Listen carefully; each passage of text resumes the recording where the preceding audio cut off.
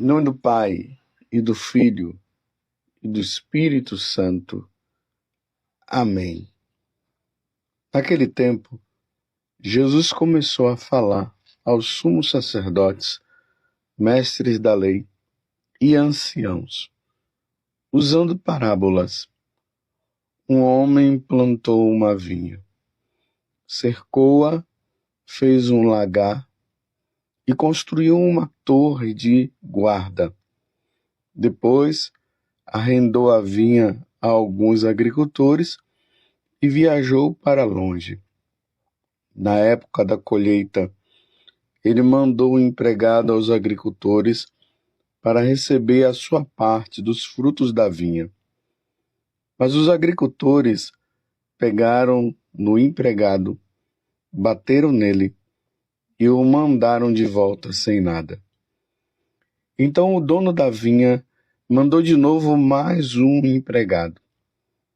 Os agricultores bateram na cabeça dele e o insultaram. Então o dono mandou ainda mais outro e eles o mataram. Trataram da mesma maneira muitos outros, batendo em uns e matando outros. Restava-lhe ainda alguém, seu filho querido. Por último, ele mandou o filho até os agricultores, pensando: eles respeitarão meu filho. Mas aqueles agricultores disseram uns aos outros: esse é o herdeiro. Vamos matá-lo e a herança será nossa. Então agarraram o filho, o mataram e o jogaram fora da vinha. Que fará o dono da vinha? Ele virá, destruirá os agricultores e entregará a vinha a outros. Por acaso não lestes na Escritura a pedra que os construtores deixaram de lado tornou-se a pedra mais importante? Isso foi feito pelo Senhor e é admirável aos nossos olhos. Então, os chefes dos judeus procuraram prender Jesus, pois compreenderam que havia contado a parábola para eles. Porém, ficaram com medo da multidão e por isso deixaram Jesus e foram-se embora. Palavra da salvação. Glória a vós, Senhor. Meus irmãos e minhas irmãs, estamos no Evangelho de São Marcos, capítulo 12, do versículo 1 até o 12º. Vocês viram quanta chance que esse chefe aí dos agricultores deu para que aqueles trabalhadores pudessem mudar. Mas o coração fechado, não abriram o coração de maneira nenhuma. Até que chegou a hora que disse: vou mandar o meu filho. O meu filho eles vão respeitar. E não respeitaram. Mataram também o filho. Nós vemos aqui claramente que nessa parábola Jesus está falando justamente dele. Jesus veio com a finalidade justamente de nos redimir, de nos salvar. O Verbo se fez carne e habitou no meio de nós. São João vai dizer ali no capítulo 1, e completando dizendo: e nós vimos a sua glória. Mas ele veio para os que eram seus, mas os seus o rejeitaram. É por isso que na parábola está dizendo: uma vez que eles não quiseram então vamos mandar outro. Vai ser reservado para outros. coração fechado. Deus jamais forçará as pessoas a aceitarem o seu filho. Jamais. Mas cabe a cada um de nós, num exame de consciência, nós constatarmos que há uma necessidade de mudança, uma mentalidade de vida, uma mentalidade nova. A nossa vida, ela precisa ser voltada para o Senhor, para Jesus. Nós não podemos nos conduzir, Deus é que nos conduz. Ele nos conduz à salvação. Como diz Pedro, lá no capítulo 4, versículo 12 dos Atos dos Apóstolos. Acima dele e abaixo dele não há salvação. A salvação só vem por meio de nosso Senhor Jesus Cristo. Eles rejeitaram. E aqui é importante notar que Jesus contou esta parábola para os sumos sacerdotes, os mestres da lei e os anciãos. Ele usou a parábola para que eles pudessem ouvir, pensar, chegar à conclusão que realmente Jesus estava se dirigindo a eles, e nessa de estar se dirigindo a eles, era para eles dizerem, ele está falando de nós, então nós precisamos mudar. Mas o final da parábola vai dizer justamente o contrário, meus irmãos. Aqui diz assim, então os chefes dos judeus procuraram prender Jesus, pois compreenderam que havia contado a parábola para eles. Eles sabiam que Jesus estava falando para eles. Era para eles refletirem, e eles refletiram. Eles chegaram à conclusão, eles deveriam ter humildade no coração. E na humildade, eles dizerem, eu preciso mudar. E isso acontece, meus irmãos, na vida de muitas pessoas.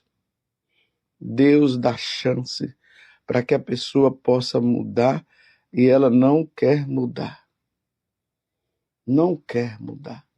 Quantas pessoas que no período aí do Covid chegou à beira da morte e eram pessoas más, eram pessoas de coração endurecido. E ali naquele momento que estava prestes a morrer, até simularam aqui, não é que eles fizeram isso porque queriam, é só para nós entendermos o que eu estou falando. Simularam uma conversão que realmente demonstravam que haviam se convertido. E depois que ficou bom, a maldade voltou de novo. Vocês estão entendendo?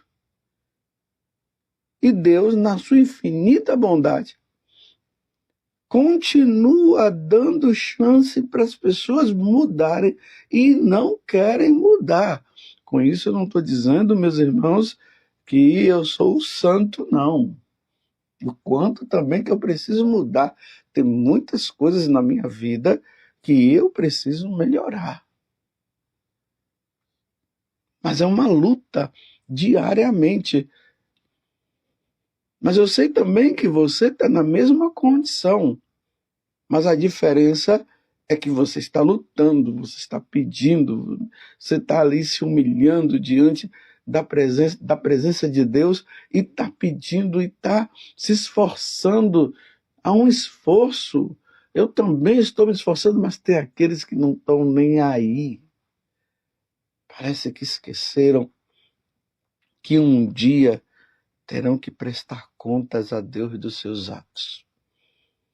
Aquela passagem, meus irmãos, da segunda carta aos Coríntios, capítulo 5, versículo 10, aonde Paulo vai dizer que um dia nós teremos que prestar conta dos nossos atos praticados no nosso corpo. Todos nós teremos que prestar. Essa palavra ressoa dentro de mim constantemente. Ela está ressoando: um dia, Padre José Augusto, tu terás que ir e prestar contas a Deus dos seus atos. Estão entendendo? Peçamos a Deus a graça, meus irmãos, da nossa fidelidade. E não vamos permitir, meus irmãos, de nos perdermos, porque a chance é dada.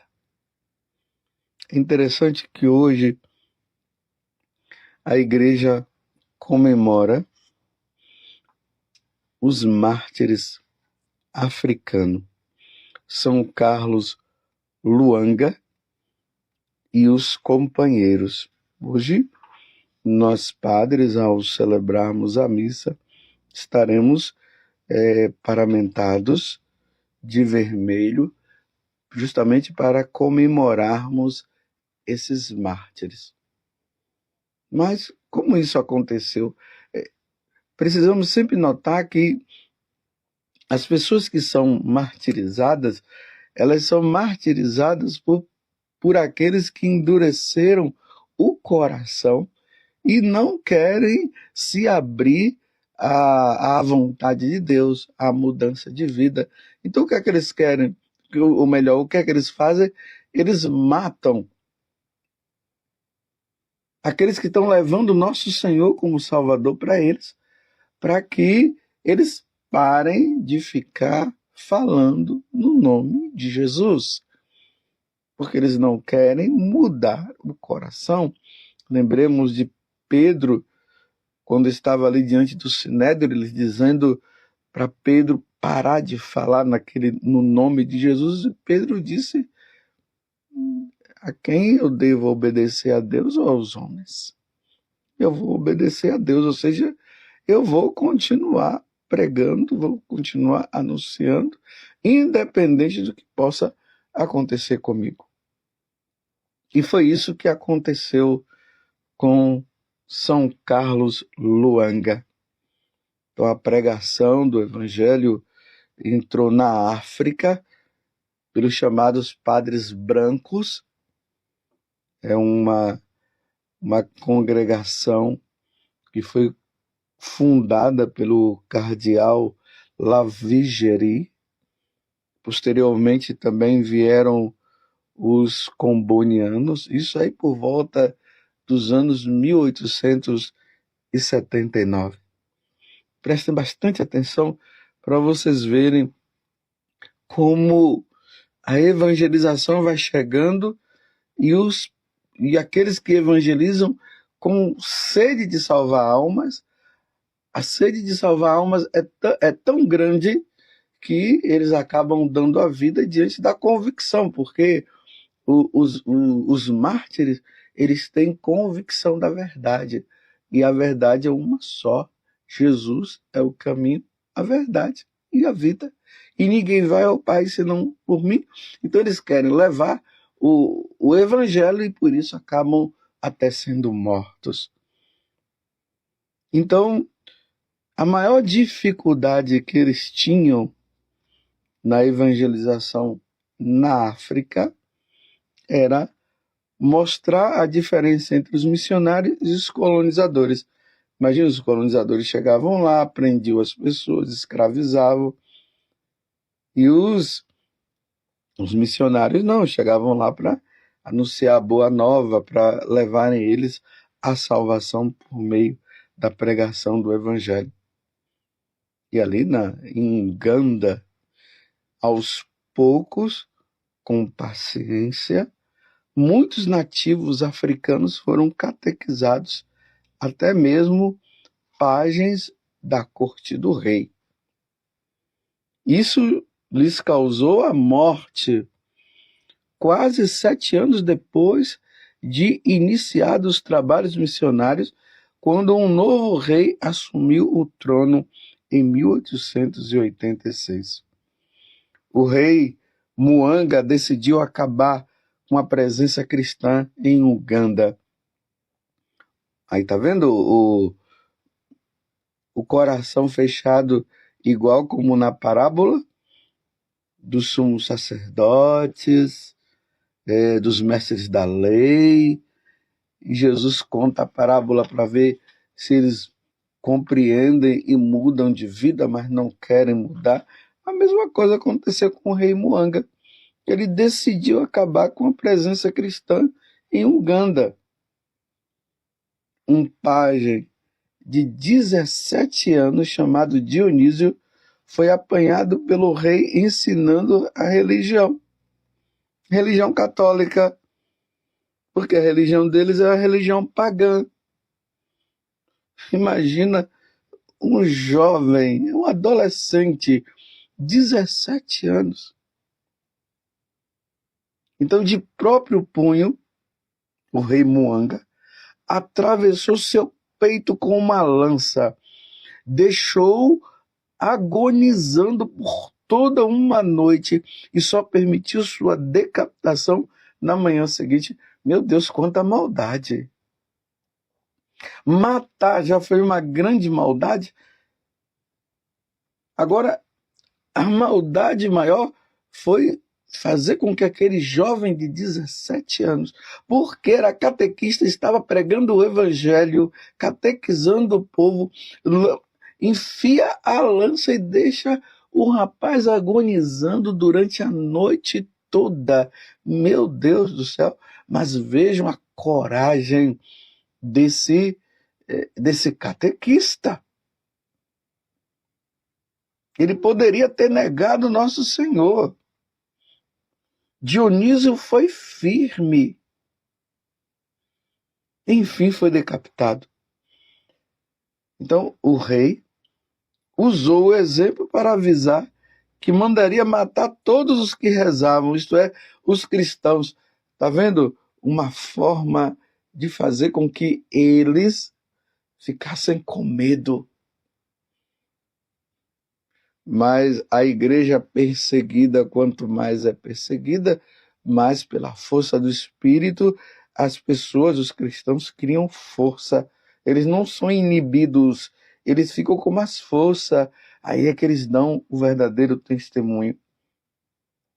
Compreendendo então a gravidade da situação, o chefe dos pajens, Carlos Luanga, olha só, o chefe dos pajens, Carlos Luanga, reuniu todos eles e fez com que rezassem juntos. E ali ele batizou os que ainda não haviam recebido o batismo e prepararam-se para um final trágico. Estão compreendendo, meus irmãos, que situação? Eles não ficaram com medo? Desculpe, hoje nós católicos ficamos muito acomodados. Os pregadores ficam com medo de anunciar, porque pode ser processado, pode ser preso, então não fale isso, não fale aquilo. E justamente o isso é aquilo que eu estou dizendo, é a verdade que salva, aí acaba não falando por causa de medo de processo. Mas aqui não. Carlos Luanga, ele reuniu o povo para rezar, para mostrar para o rei Muanga que eles eram cristãos de verdade. E que se fosse morrer, por isso eles iriam morrer. E ali, aqueles que não tinham sido batizados foram batizados. E aí eles se preparam para a morte. Nenhum desses jovens, cuja idade não passava de 20 anos, eram todos jovens, alguns com até 13 anos de idade, arredou o pé de suas convicções. Está vendo? Eles não negaram. Eles foram fiéis. Não arredaram o pé de suas convicções, a convicção dos ensinamentos da Igreja Católica, a convicção de que Jesus Cristo é o Senhor, a convicção de crer na Santíssima Trindade, a convicção de crer na Eucaristia, a convicção de entender que a Igreja Católica é a Igreja de nosso Senhor Jesus Cristo. Essas convicções estavam dentro deles e eles não arredaram o pé e foram todos encarcerados na prisão e na Mungongo, a 70 quilômetros da capital de Kampala. No dia seguinte, os 22 foram condenados à morte e cruelmente executados. Tudo isso por amor a Cristo, por amor à igreja, por amor à verdade, porque eles eram convictos. Imagina na hora que eles recebem a sentença. Meu Deus do céu.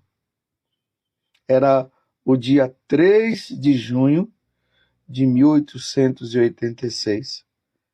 E para tentar não fazer tantos mártires que poderiam atrair mais conversões, o rei mandou que Carlos Luanga, o chefe, morresse primeiro. Então matou Carlos Luanga para ver se inibia os outros, mas isso só fez com que eles tivessem mais convicção do que eles tinham como fé. E queimaram Carlos Luanga vivo, meus irmãos, vivo, dando a chance de que os demais evitassem a morte, renegando sua fé. De nada adiantou, e os demais cristãos também foram mortos sob torturas brutais, com alguns sendo queimados vivos. Queimados vivos. Os 22, tá vendo? Foram 22 mártires. Os 22 mártires de Uganda foram beatificados em 1920. Carlos Luanga foi declarado padroeiro da juventude africana em 1934. 30 anos depois, o Papa São Paulo VI canonizou esse grupo de mártires. O mesmo pontífice, em 1969, consagrou o altar grandioso santuário construído no local onde fora a prisão em Namungongo, na qual os 21 pajens, dirigidos por Carlos Luanga, rezavam, aguardando a hora de testemunhar a fé em Cristo. Eu cheguei a ver a foto desses mártires. Estava aí o Carlos Luanga junto com outros, e eles tudo ali jovens, que não tinham chegado aos 20 anos de idade. Derramaram o sangue, dando a vida e mostrando que realmente Jesus Cristo é o Senhor. Louvado seja nosso Senhor Jesus Cristo, para sempre seja louvado, e a sua mãe, Maria Santíssima, e desça sobre você, pela intercessão de Nossa Senhora, a bênção de Deus Todo-Poderoso, Pai, Filho e Espírito Santo. Amém.